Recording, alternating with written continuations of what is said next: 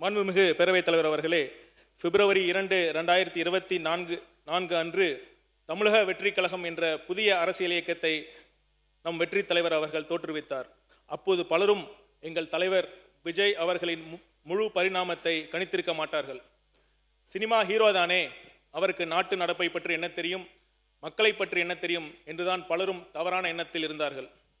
வரட்டும் பார்த்து கொள்ளலாம், இருக்கவே இருக்கு பிஜேபி பி டீம் என்ற ஆயுதம் என்று அலட்சியமாக இருந்தார்கள். ஆனால் தலைவரின் முதல் மாநாடு பிறப்புக்கும் எல்லா உயிர்க்கும் என்ற கோட்பாட்டை அடித்தளமாக கொண்டு மதச்சார்பற்ற சமூக நீதி என்ற கொள்கையை வகுத்து கொடுத்து தந்தை பெரியார், கர்ம வீரர் காமராஜர், அண்ணல் அம்பேத்கர், வீரமங்கை வேலு நாச்சியார், மக்கள் சேவகர் அஞ்சலை அம்மாள் ஆகியோரை கொள்கை தலைவர்களாக முன்னிறுத்தி தம்மை பற்றி தவறான மதிப்பீடு செய்தவர்கள் எல்லாம் விக்கித்து போகும்படி விக்கிரவாண்டி மாநாட்டை ஒரு கொள்கை திருவிழாவாக நடத்தி காட்டினார் நமது தலைவர் அவர்கள். மாண்புமிகு பேரவைத் தலைவர் அவர்களே, இன்னும் 100 ஆண்டுகள் கழித்து தமிழக அரசியல் வரலாற்றை வரலாற்று ஆசிரியர்கள் எழுதும் பொழுது விக்கிரவாண்டி மாநாட்டை ஒரு முக்கிய மைல்கல்லாக குறிப்பார்கள். ஏனென்றால் அதுவரை மக்கள் செல்வாக்கு இருந்தவர்களுக்கு கொள்கை தெளிவு இருக்கவில்லை, கொள்கை புரிதல், கொள்கை ஆளுமை இருந்தவர்களுக்கு மக்கள் செல்வாக்கு இருக்கவில்லை.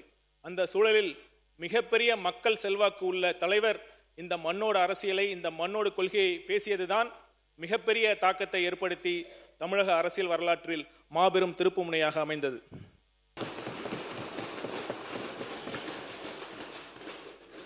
மாண்புமிகு பேரவைத் தலைவர் அவர்களே, ஒரு நல்ல தலைவருக்கு தேவையான அடிப்படை பண்பு மக்களுக்கு நல்லது செய்ய வேண்டும் என்ற எண்ணம்தான்.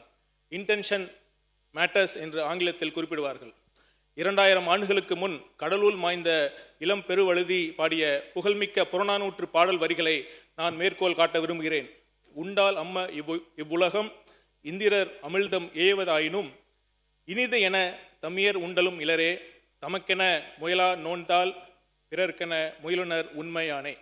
மாண்புமிகு பேரவைத் தலைவர் அவர்களே, தனக்கு கிடைப்பது சாவாமை தரும் அமிர்தமாகவே இருந்தாலும் அதை தான் மட்டும் உண்ணாமல், தமக்காக வாழாமல், பிறருக்காகவும் இந்த சமூகத்திற்காகவும் உழைக்கும் மாமனிதர்களால் தான் இந்த உலகம் இன்றளவும் நிலைத்து நிற்கிறது என்பதே இந்த பாடலின் பொருள்.